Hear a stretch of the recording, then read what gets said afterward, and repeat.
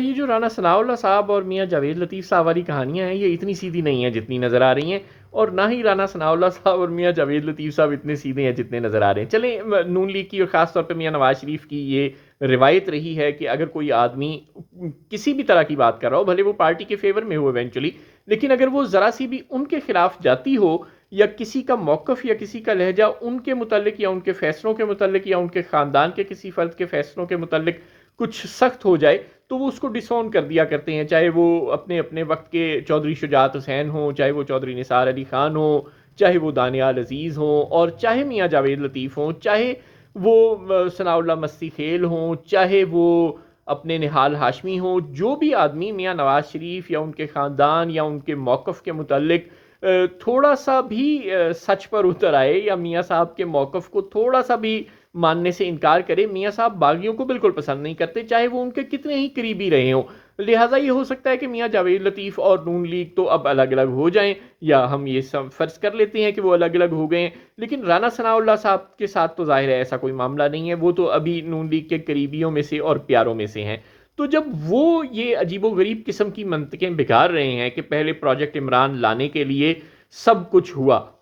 جب پروجیکٹ مطلوبہ نتائج نہیں دے سکا اور گلے پڑ گیا، تو اب عمران خان کو گرانے کے لیے سب کچھ ہو رہا ہے۔ زور کس پر ہے؟ عمران خان کو گرانے کے لیے سب کچھ ہو رہا ہے۔ یہ رانا ثناء اللہ صاحب فرما رہے ہیں، جو نون لیگ کا حصہ ہیں، جو نون لیگ کی حکومت کا حصہ ہیں، جو نون لیگ کے مالک خاندان یعنی شریف خاندان کے قریبی ترین لوگوں میں سے شامل ہیں۔ یہ رانا ثناء اللہ صاحب علل اعلان کہہ رہے ہیں کہ اب جو کچھ ہو رہا ہے وہ پروجیکٹ عمران کو گرانے کے لیے ہو رہا ہے۔ اس شعر میں شاعر یہی کہنا چاہ رہا ہے، ظاہر ہے کہ 9 مئی کے بعد سے اب تک جو عمران خان اور ان کی پارٹی کو توڑنے کے لیے جو کچھ ہو رہا ہے، اور جس طرح نون لیگ کی حکومت کو زبردستی بٹھایا گیا ہے اور عمران خان کی حکومت نہیں بننے دی گئی، یہ سب کچھ ہی ہو رہا ہے۔ ہمیں تو یہی نظر آ رہا ہے۔ اگر رانا صاحب کو اس کے علاوہ کچھ اور ہوتا ہوا نظر آ رہا ہے تو وہ ہمیں بتا رہے ہیں۔ یعنی بادی و نظر میں، بلکہ صاف صاف لفظوں میں رانا صاحب یہ کہہ رہے ہیں کہ اب زبردستی نون لیگ کی حکومت بنوائی گئی اور زبردستی عمران خان کو گرایا گیا،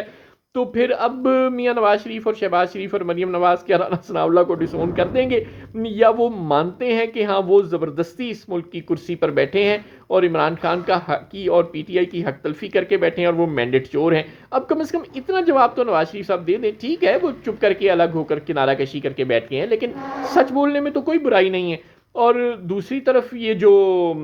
اپنے صحافی حضرات ہیں وہ رانا ثناء اللہ کو بڑے ٹکے سے جواب دے رہے ہیں، اور رانا ثناء اللہ ان کے ٹاک شوز میں ہنستے ہوئے جا رہے ہیں۔ وہ صاف صاف کہہ رہے ہیں کہ بھائی پہلے بھی بڑے پروجیکٹ شروع اور ختم ہوئے، آپ بھی ان پروجیکٹس میں سے ایک ہیں۔ اگر آپ کو عمران کے پروجیکٹ کے ختم ہونے اور شروع ہونے کا دکھ ہے تو پھر یہ بھی تو تسلیم کریں کہ آپ خود بھی اب کسی کا پروجیکٹ ہیں اور لانچ ہو گئے ہیں۔ ساری دنیا اب آپ سے یہ سوال کر رہی ہے، سول سوسائٹی، وکلا،